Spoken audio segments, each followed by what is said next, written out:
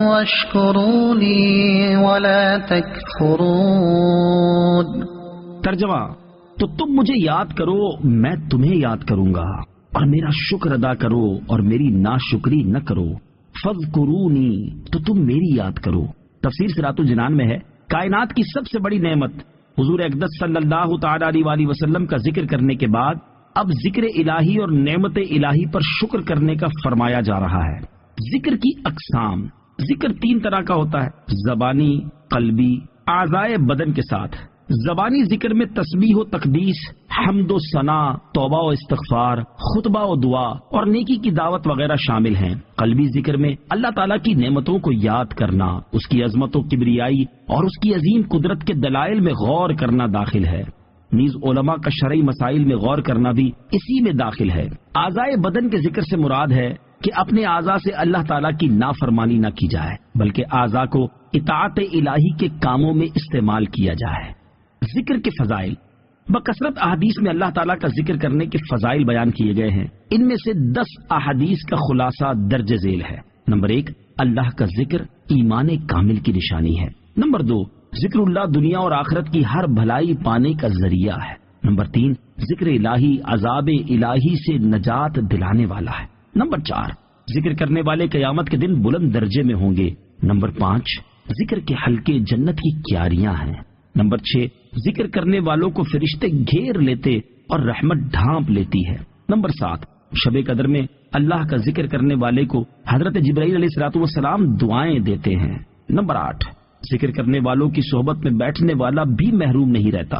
Number 9، اللہ کا ذکر کرنے سے شیطان دل سے ہٹ جاتا ہے۔ نمبر 10، اللہ کے ذکر سے دل کی صفائی ہوتی ہے۔ اذکرکم، میں تمہیں یاد کروں گا۔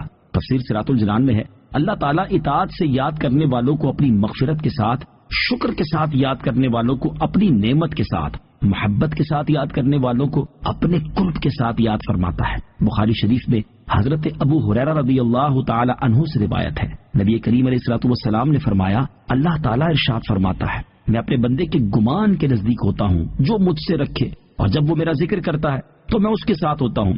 اگر بندہ مجھے اپنے دل میں یاد کرتا ہے تو میں بھی اسے اکیلا ہی یاد کرتا ہوں، اور اگر وہ مجھے مجمع میں یاد کرتا ہے تو میں اسے بہتر مجمع میں یاد کرتا ہوں، اور اگر وہ بالشت بھر میرے قریب ہوتا ہے تو میں گز بھر اس سے قریب ہو جاتا ہوں، اور اگر وہ گز بھر میرے قریب ہوتا ہے تو میں دونوں ہاتھوں کے پھیلاؤ کے برابر اس سے قریب ہو جاتا ہوں، اور اگر وہ چل کر میری طرف آتا ہے تو میں دوڑ کر اس کی طرف جاتا ہوں۔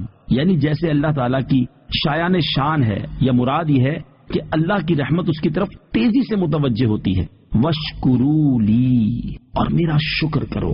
تفسیر صراط الجنان میں ہے، جب کفر کا لفظ شکر کے مقابلے میں آئے تو اس کا معنی ناشکری، اور جب اسلام یا ایمان کے مقابل ہو تو اس کا معنی بے ایمانی ہوتا ہے۔ یہاں آیت میں کفر سے مراد ناشکری ہے۔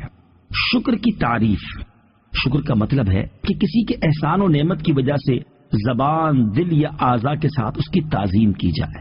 حضرت موسیٰ علیہ السلام نے عرض کی، یا اللہ میں تیرا شکر کیسے ادا کروں کہ میرا شکر کرنا بھی تو تیری ایک نعمت ہے۔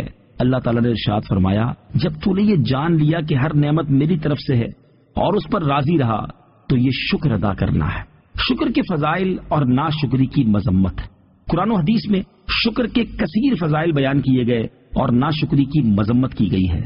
چنانچہ اللہ تعالیٰ ارشاد فرماتا ہے، لئن شکرتم لأزیدنکم ولئن کفرتم ان عذابی لشدید۔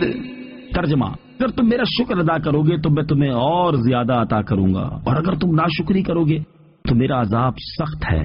اور حضرت انس رضی اللہ تعالی عنہ سے روایت ہے، حضور اقدس صلی اللہ تعالی علیہ وآلہ وسلم نے ارشاد فرمایا، جب اللہ تعالیٰ اپنے بندے پر کوئی نعمت نازل فرماتا ہے اور وہ کہتا ہے الحمدللہ، تو یہ کلمہ اللہ تعالیٰ کے نزدیک اسے نعمت دینے سے بہتر ہوتا ہے۔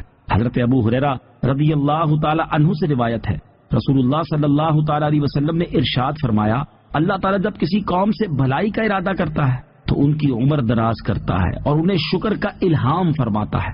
حضرت کعب رضی اللہ تعالیٰ عنہ فرماتے ہیں، اللہ تعالیٰ دنیا میں کسی بندے پر انعام کرے، پھر وہ اس نعمت کا اللہ تعالیٰ کے لیے شکر ادا کرے اور اس نعمت کی وجہ سے اللہ تعالیٰ کے لیے تواضع کرے، تو اللہ تعالیٰ اسے دنیا میں اس نعمت سے نفع دیتا ہے اور اس کی وجہ سے تو اس کے آخرت میں درجات بلند فرماتا ہے، اور جس پر اللہ تعالیٰ نے دنیا میں انعام فرمایا اور اس نے شکر ادا نہ کیا اور نہ اللہ تعالیٰ کے لیے اس نے تواضع کی، تو اللہ تعالیٰ دنیا میں اس نعمت کا نفع اس سے روک لیتا ہے اور اس کے لیے جہنم کا ایک طبق کھول دیتا ہے۔